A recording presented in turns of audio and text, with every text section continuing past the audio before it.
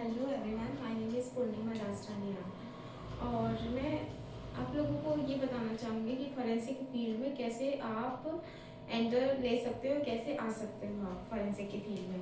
जैसे कि जो 11th-12th के बच्चे हैं आजकल बहुत वरी रहते हैं कि उनको 11th-12th के बाद क्या करना चाहिए। फॉरेंसिक की फील्ड में आप कैसे जा सकते हो, बहुत क्यूरियसिटी रहती है कि वो लोग 2 से पूछेंगे, 4 से पूछेंगे, 10 लोगों से पूछेंगे। बहुत सारा उनके दिमाग में एकदम हौच पौच रहता है कि वो क्या करना चाहेंगे 11th और 12th के बाद। तो जैसे कि मैं हूँ फॉरेंसिक बैकग्राउंड से ही, तो फिर मैं आप लोग को बताऊंगी कि कैसे आप फॉरेंसिक साइंस के फील्ड में आप आ सकते हो। जो बच्चे का 11th और 12th जो है साइंटिफिक बैकग्राउंड से, जैसे उनका 12th और 11th जो है फिजिक्स, केमिस्ट्री, बायोलॉजी या फिर मैथ्स हो गया, फिजिक्स हो गया, केमिस्ट्री से हुआ है, पीसीएम पीसीबी इन 2 सब्जेक्ट से हुआ है, मैथ्स और बायोलॉजी से, तो वो इस फॉरेंसिक की फील्ड में आप आ सकते हैं। तो जैसे ज़रूरी नहीं है कि जिनका ग्रेजुएशन फॉरेंसिक से हुआ है वही पोस्ट ग्रेजुएशन में भी आ सकते हैं।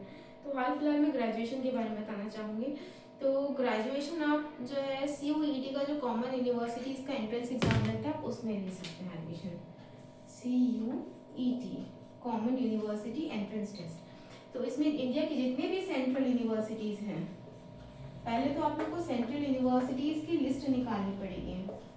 कौन सी सेंट्रल यूनिवर्सिटीज़ में जो है आपका फॉरेंसिक साइंस सब्जेक्ट है।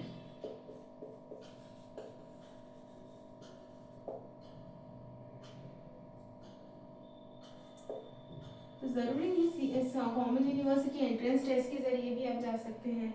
फिर NFSU का अपना एक एग्ज़ाम होता है, उसमें भी आप एडमिशन ले सकते हैं। और जिन बच्चों का फॉरेंसिक साइंस से ग्रेजुएशन नहीं हुआ है या फिर जिनका ग्रेजुएशन फिजिक्स से हुआ है या फिर केमिस्ट्री से हुआ है या फिर मैथ से हुआ है या जूलॉजी से हुआ है या बायोटेक से हुआ है या माइक्रोबायोलॉजी से, मतलब कोई भी प्योर साइंस के जो सब्जेक्ट्स हो गए इन सब से हुआ है, तो वो बच्चे भी PG फॉरेंसिक साइंस से कर सकते हैं।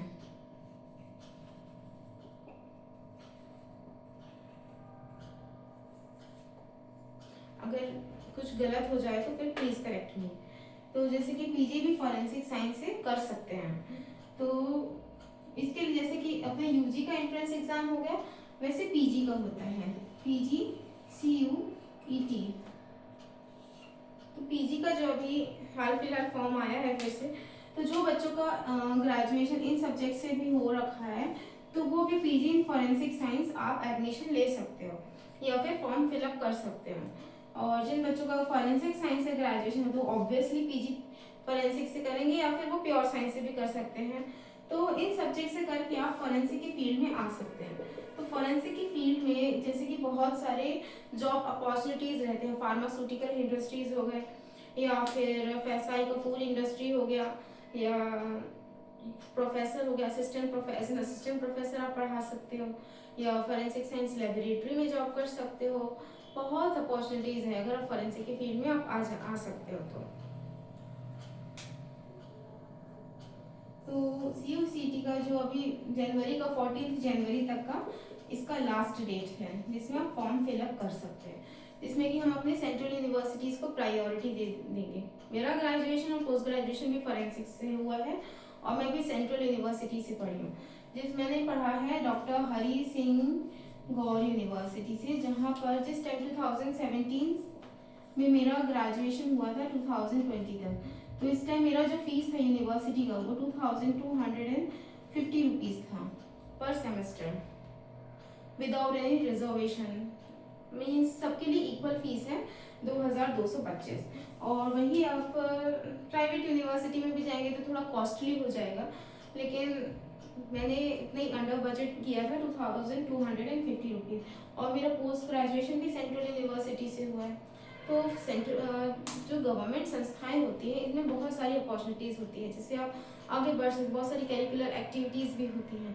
तो forensic science is an application of forensic science की अगर डेफिनेशन है तो forensic science is an application of scientific math, methods and techniques for the criminal justice system. अगर आप फॉरेंसिक की फील्ड में आ रहे हो तो मल्टीपल चीज़ें आपको पढ़नी पड़ेंगी, मल्टीपल चीज़ें आपको पढ़नी पड़ेंगी, जैसे कि साइंस के बारे में भी थोड़ा पढ़ना पड़ेगा, थोड़ा फिजिक्स के बारे में भी पढ़ना पड़ेगा, बायोलॉजी, फिजिक्स और थोड़ा केमिस्ट्री के बारे में, क्योंकि इन तीनों से बना है अपना फॉरेंसिक साइंस। और थोड़ा बहुत लॉ भी पढ़ना पड़ेगा। तो आज के लिए बस इतना ही। Thank you.